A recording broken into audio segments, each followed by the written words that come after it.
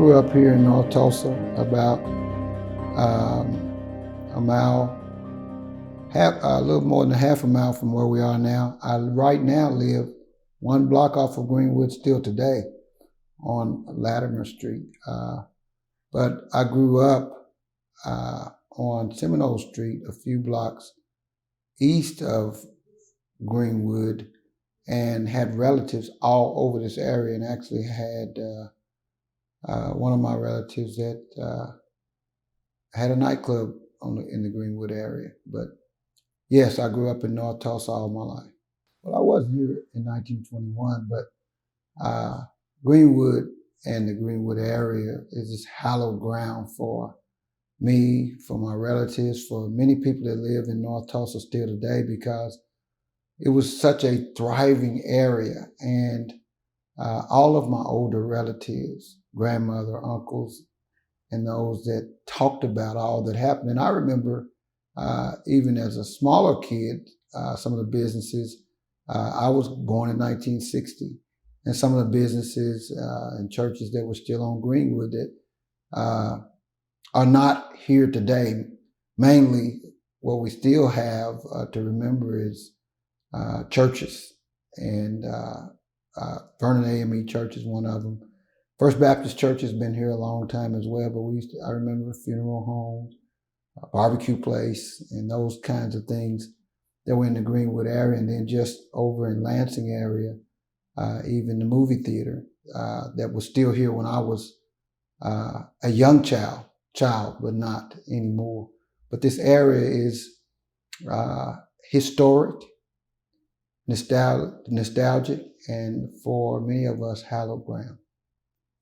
Well, actually, we're just a block and a half south of the Greenwood Cultural Center, which my predecessors, Representative Don Ross and Senator Maxine Horner, started the Cultural Center. And then some 20 years ago, about 19 years ago, 2001, there was a study. There was a race riot commission and a study that was published that addressed what had happened in 1921 and what should happen going forward. And after that was published, I think very little was done. And then those two people, once they left office, we stopped having governmental support for the Cultural Center. And all the way until I was elected, there was very little public support for the Cultural Center, and it started to go in somewhat of a decline. And people in the community kept saying to me, what are we going to do about the Cultural Center and our culture? And I was having a conversation with Dr. Lester Shaw, who now is a teacher at Booker T. Washington High School, where I graduated, and a musician, and he bought the old Big Ten ballroom and was trying to revive that. And we started to talk about a term that he gave me called cultural tourism. And at the same time, I had taken some tough votes on the Native American Cultural Center in Oklahoma City, the Pop Center just a few blocks over from Greenwood. But we had done nothing for our own Black culture and the history here. And so I had the opportunity to go to Washington, D.C. to see the National African American Museum of History and Culture. And 5 million people had gone to see that history center in Washington, D.C., which was telling our story here in Tulsa, and we weren't telling it. And so if I couldn't get the majority conservative legislature that I was serving in to understand the historical perspective, certainly they would understand the financial and tourism perspective, and the fact that tourism is the third largest revenue driver in the state of Oklahoma. And we were in a $1.2 billion deficit at the time. And so we had suffered 3 years in a row near $1 billion deficits.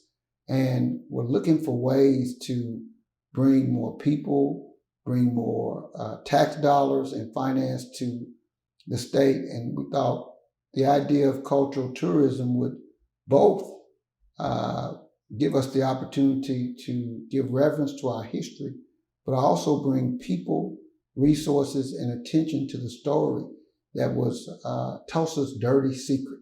And even for more than 20 years, we've had it on the books that it should be taught in schools, and it wasn't. Mm-hmm. And so this was the opportunity to do that. And quite frankly, the opportunity for me to partner with people on the other side of the aisle, such as U.S. Senator Langford, that helped to create a curriculum that this year is gone statewide. And actually, Dr. Carlos Hill at Oklahoma University is a professor that helps us to teach the Teachers Institute. And because we're in the pandemic, we're able to do it virtually, and literally hundreds and hundreds of people were able to take advantage of that this year. Well, of course, the pioneering efforts of Don Ross, State Representative Don Ross, and Senator Maxine Horner caused us to have the Cultural Center in the first place. And then later, the significance of John Hope Franklin, the son of B.C. Franklin. And then, of course, he had a son that worked at the National African American Museum of History and Culture, worked with the Smithsonian. And John Hope Franklin's influence with the John Hope Franklin Reconciliation Center has brought attention to the area. The significance of the work they were doing prior to this commission is very important. And so with the work of Don Ross, Senator Maxine Horner, John Hope Franklin, and people around the John Hope Franklin Center, that was very, very important to get us to today. And then, of course, then we were able to get people in the legislature and people on the other side of the aisle to support it. And then the philanthropy of the people who donated the space that we're in today. We're the Healy Foundation that donated the land that we're going to be putting the History Center on, and gave us this office. And of course, the George Kaiser Foundation and other philanthropic efforts that have made this a great public-private venture. Well, one of our mottos is our goal, my goal, and our goal is to be the model for reconciliation around the world. When you can live in a state where it's the only state in the United States that in 8 years, not one county voted for the first Black president. It's the state where we have, in Oklahoma City, we have a national memorial to 168 lives lost, a national memorial, and more than twice that amount of Black people's lives were lost, and we can't even find a tombstone. Mm-hmm.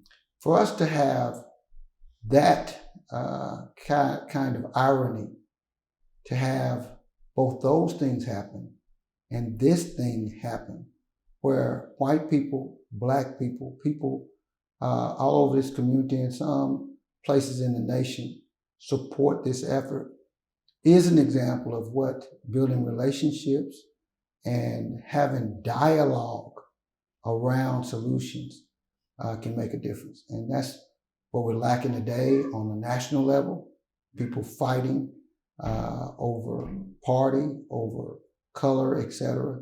We're able to have courageous conversations and get to this point by sitting down with people that quite often would not have those conversations in many years past. And so we feel that we can be the example of that. And that's what this History Center is going to be about. We're going to have a dialogue chamber at the end of it so that people have discussions and learn and then come up with solutions instead of pointing out the obvious problems. When this passed, when this was pushed through the Senate with Senate Bill 17 in 2017, when I came and started this work, I was the only black man in the Oklahoma State Senate. And for the significance of 100% of everybody in the House of Representatives and everybody in the Senate to vote for that legislation was significant. And then now to have a majority conservative governor, lieutenant governor, and legislature support by putting in the budget over $1 million to support this is significant. I don't take it lightly, and I appreciate it, but I also believe that that is an example of how we can work together around important issues if we don't seek to find the differences. When we seek to find those things that we have in common and solutions, I think this is a great example of that. We do believe that the attention of the world is going to be on this. Over the past 5 years, we've had panelists that have been asked to talk about this in other countries around the world. We now have, we had Bloomberg Philanthropies from New York come and donate $1 million and gave us the Bloomberg Art Prize. We've had people that from Europe and other places that want to be a part of this. And so we're sure that this is being watched around the world, talked about around the world. We have LeBron James that wants to do a documentary. We have Russell Westbrook that's doing a documentary. We've had people from Oprah Winfrey's group talked about participating in some type of way. And so we believe not only the interest that have been shown up to this point, but the people that will be here actually sharing that centennial with us is going to be tremendously significant. Well, just right outside this door, at the southeast corner of Greenwood and Archer, you will have a world-class history center. And when you walk into that center, not only will you get an opportunity to have an orientation to what you're going to experience, but there'll be significance throughout, symbolically as well as historically. For instance, when you first step in, you'll walk across the railroad track, which many Black people understand that's where we live, is on the other side of the track. And those tracks right outside this door are the tracks. And so it's significant that we're right here across the tracks, and they'll be able to experience that. They'll be able to see businesses that have gone up in flames. This is the only time in history that we know that Americans have bombed other Americans. And you'll be able to hear those types of things and experience them visually. And sometimes you'll be able to hear even the sounds. It's an interesting opportunity for people to see how we communicate in the Black in the Black community. Be able to go into a barbershop and see holograms of someone getting their hair cut, where churches, barbershops, beauty shops, that was a center of communications. We didn't have cell phones back in the day. We did have a few newspapers, but we also shared information at the barbershop, and they'll be able to actually experience and see that. And as you go through, you have the opportunity to look at timelines of racial things that have happened across the country, what Greenwood was like before, during, and after the race massacre. We don't want to just tell the story of the tragedy. We want to tell the story of the heyday and how it was developed, what happened, and what happened after that, and then the times and places in history where urban renewal came through and destroyed the area again, and where the highway came through and destroyed the area again. And so We want to tell that story in a way that you can understand what was happening in America, what was happening here, and then what happened on Greenwood. And then we want to be able to have the dialogue about what still happens as a result of what happened then and what we need to do to heal this nation. As we sit here, we have seen across the country people that are protesting about what is happening to Black people, sometimes at the hands of law enforcement, many times in relation to lack of access to affordable housing, economic development, etc. And that's what this was about. It was one of the most prosperous Black communities in America, and it was burned down more because of envy than what the story was told to be about in the newspaper at the time.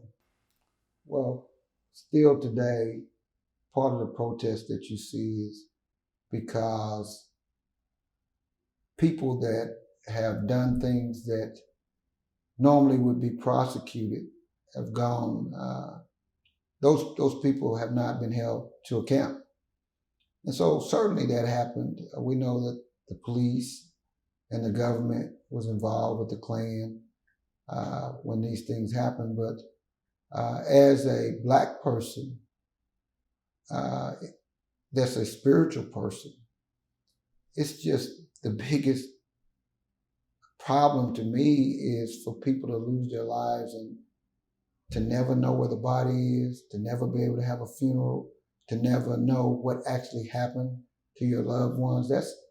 That's what's so horrific to many people in our community is, where does that happen? Unless, even when someone is sent to war, where they were sent to war and possibly what happened. But to happen right here in our United States and to find that not only were those bodies taken, buried, done something to with nobody ever finding out what happened to them, but then insurance companies didn't pay because they called it a riot. These people could not recover their property and could not find their loved ones. That is just horrific to me, and I think that's a lasting stain that still hurts many of us today. Well, definitely, to your question, what about Black Wall Street? Has it died? No, the spirit has not died. As a matter of fact, when people are amazed that Charlie Wilson of the Gap Band, Alfred Woodard, John Starks, who dunked on Michael Jordan, all of these people, Wayman Tisdale, are from Tulsa. And it's amazing. Kenny Monday, Olympic gold medalist. I could go on and on and on with how many outstanding Black people, John Hope Franklin, that have made a difference in the world from right here. But what I have come to understand is where there is a group of people that have been oppressed severely. And this story, this 1921 story, waiting 100 years to be told is part of that. Then you have to be tremendously, you have to have a tremendous amount of resilience and persistence to be successful in such a place. And so while there's some terrible things that have happened here, the people that are Black, that come from here, that have that Black Wall Street spirit, we continue to get back up.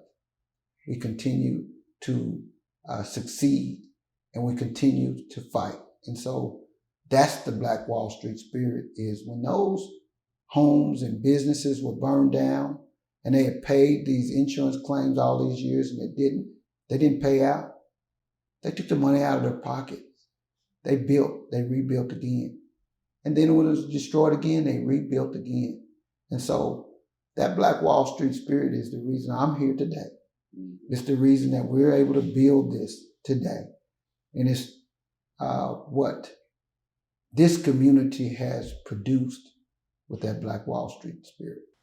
What I want to say is that through my experiences growing up and then my professional experience on the fire department where there were few Black people, and to be able to be the administrative fire chief and make it through that environment as a leader, I learned that the only way to, particularly when you're in the super minority, humanity and sameness. I was a diversity instructor, and what I taught was that the only way to change a person's heart is to find out what we have in common. And when we find out what we have in common, that's where humanity comes in. And when someone may not agree with your spiritual beliefs or your political beliefs, but they believe in your ability to be a father to your children, like they're a father to their children, your ability to hurt when your relatives are killed, like they're relatives, that they're hurt, then change happens. And so that's been my philosophy, is building relationships and actually giving what I want to receive and loving my brothers and sisters no matter what they have in their heart initially. And oftentimes I've seen that type of change and support that didn't typically exist. And so I've had to learn how to lead that way. But as you talk about the freight trains, those are the protesters. And the caboose is my children in the way that they were raised and the way that they see the world in a more progressive way. And so as we come to this 100th year, after we commemorate this, we want the caboose to be those young, energetic millennials that have the talent, the resources, and the capacity to take it to another level. And so I have been pushing for, we're Black people are spiritual people, but we also need an economic revival right now to start to realize that we can't complain about the land and the property we lost without moving forward and buying it now, building businesses, teaching our children about finance, economics, etc., and history. While we fight the current fight, we have to already be preparing for the future. And so that caboose is my son that's already teaching his 3-year-old son and his 3-week-old daughter about what we should be doing for the future, and that's the caboose. It has matured me significantly. I had a passion for this work. I had a belief that this would happen, but what I did not realize is the variety of perspectives and personalities it would take to make it happen.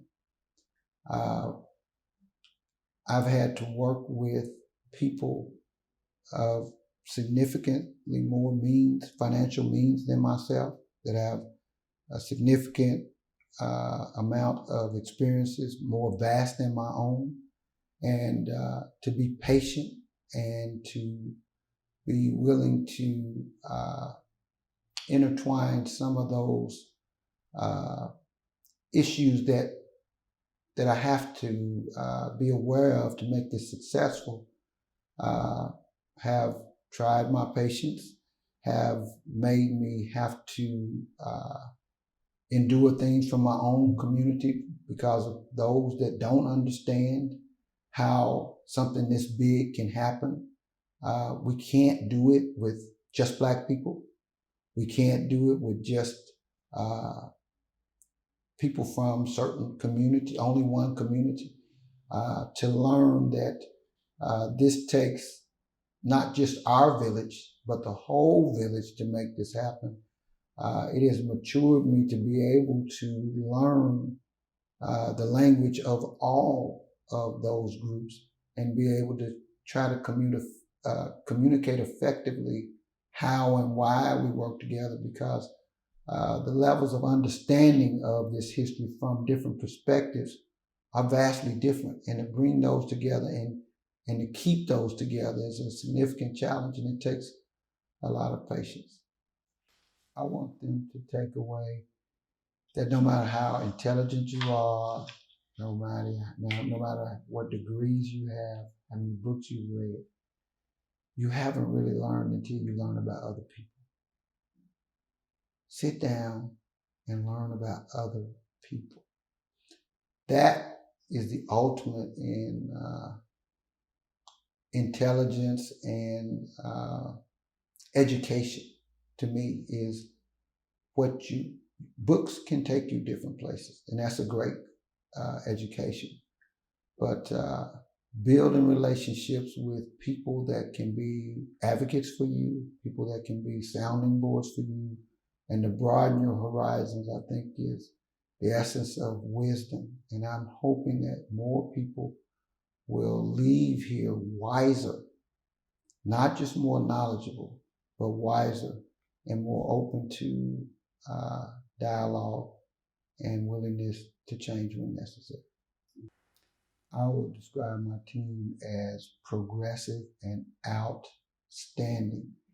And the biggest thing that we've talked about today is persistent, and focused on the goal. I'm most grateful for the people on this commission staying on the mission of it, with all of the distractions that have come against us. I have really been surprised at how much more successful this effort has become than I ever imagined. My initial goal, that was a mountaintop goal, was to raise about $5 million and do something to just expand on what we had. And now we're coming on a $30 million endeavor, and people from around the world asking to participate. And I'm just so grateful that that's happened. You know, one of the things that people talk about is how we would turn one of the worst tragedies into a major triumph. And that's what I hope will happen in small and large ways. The conversations we're having now in the city, from the Oklahoma City Thunder wanting to start a fellows program right here in the Greenwood area, where young Black kids can not just learn to be basketball players, but learn the analytics behind the scenes so that they can make a good living. This is shining a light on the disparities that are happening that had happened not only here in the city, in the state, but across the country. We're hoping that we can shed a light on what can happen when people have opportunity, what can happen when people are believed in that weren't believed in before. And so it is my hope that I don't want to be 10 years from now to say there's only one Black person in the whole Oklahoma State Senate. That should not be. I don't want to say that we have only one Black corporate executive of a major entity in the city of Tulsa, because we have many, many young Black people and other people that have the capacity and the skills. They just need the opportunity, and hopefully what people learn here will make them open to giving everyone the opportunity. They shouldn't get it because they're Black, but they shouldn't be held out of those opportunities because they're Black either. It's been tremendously rewarding. The most humbling thing that happened for me is for 100% of my colleagues in the legislature to vote for my Senate Bill 17 and support this. That was overwhelming for me. And the next thing was for a new governor and lieutenant governor of another party to agree to have it in the budget. That says to me that we have hope for some type of progress.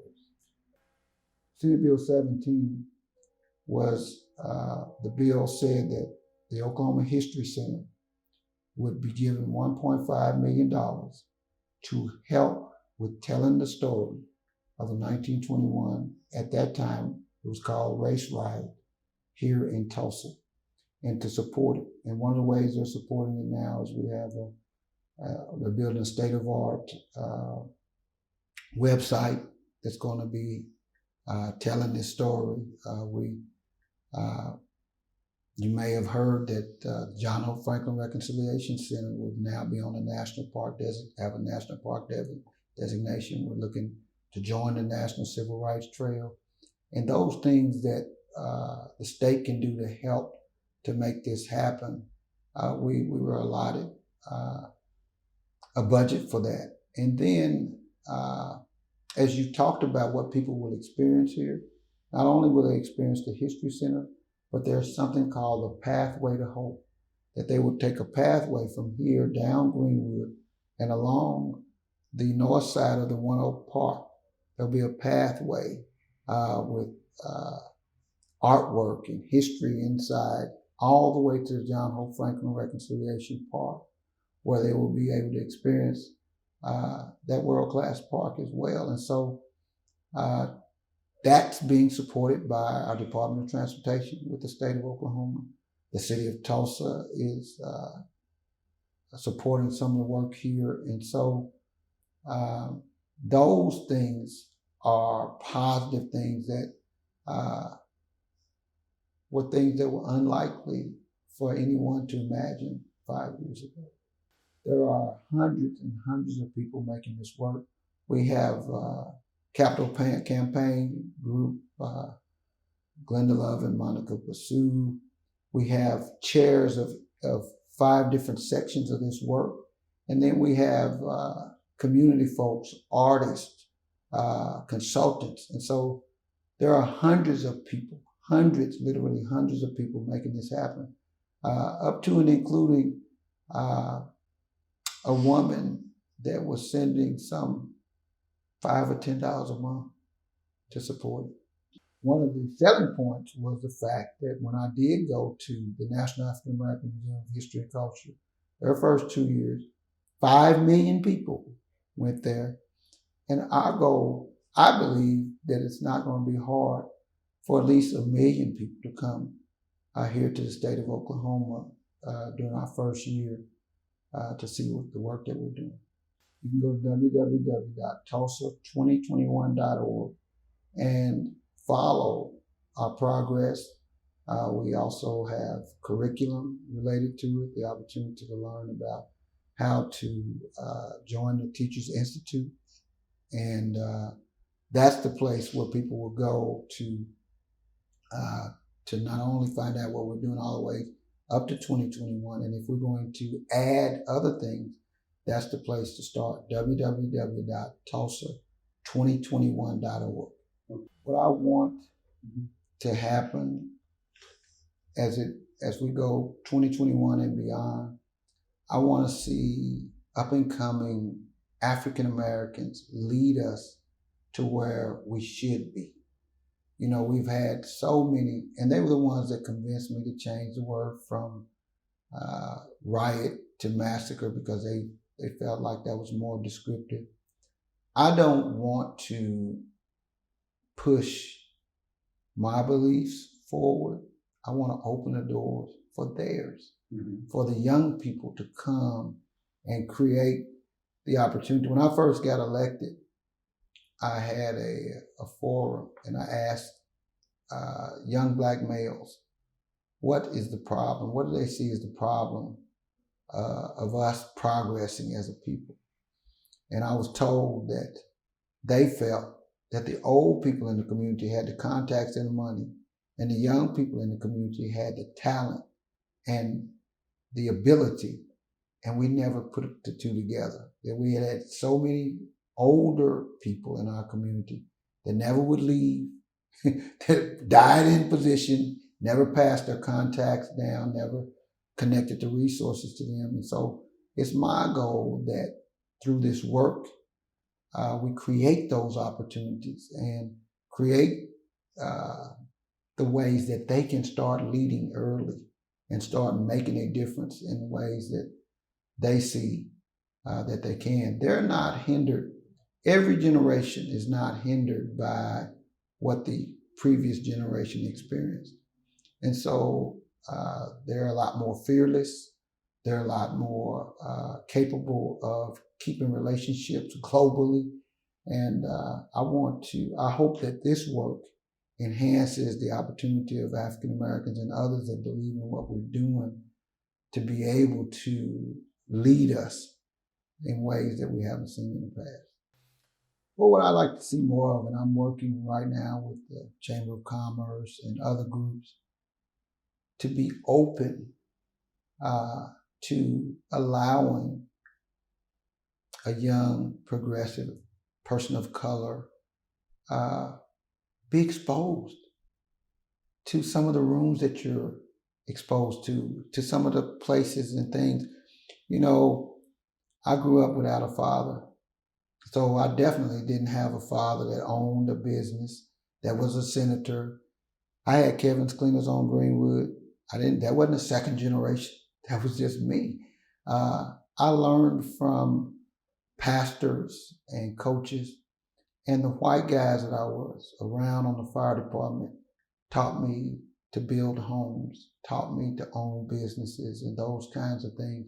And had they not been open to me, there's a lot that I would not know today. I want more white people to see. If you see a bright young person of color in your company or going to school with your child that looks like they have promise and they're interested, open that door and have dialogue. You know, you're not giving them anything but information. And sometimes an opportunity, not just because they're Black. Make sure that they have the persistence, the capacity, the intellect. But if they do, just try that every now and then and give another person a chance that wouldn't have a chance. I was talking to somebody about our Board of Regents for education in the state. We don't have any Black people on there. Why is that? There's a lot of places that we don't have Black people, and it's the one regent that we have at one of our major universities, which I really like. He was chosen from outside of our state as though we didn't have any Black people in the state capable. That should not be. And so I'm saying to white people and others, there are some outstanding, intelligent, capable people that would actually broaden your company and broaden your customer base. Be open to that and then make a decision. Don't just give somebody something, but it doesn't cost anything to have a conversation and be open to it. So what we're doing now, like at the John Hope Franklin Reconciliation Center, is having people sit at a table and learn about somebody different, and hopefully that can make a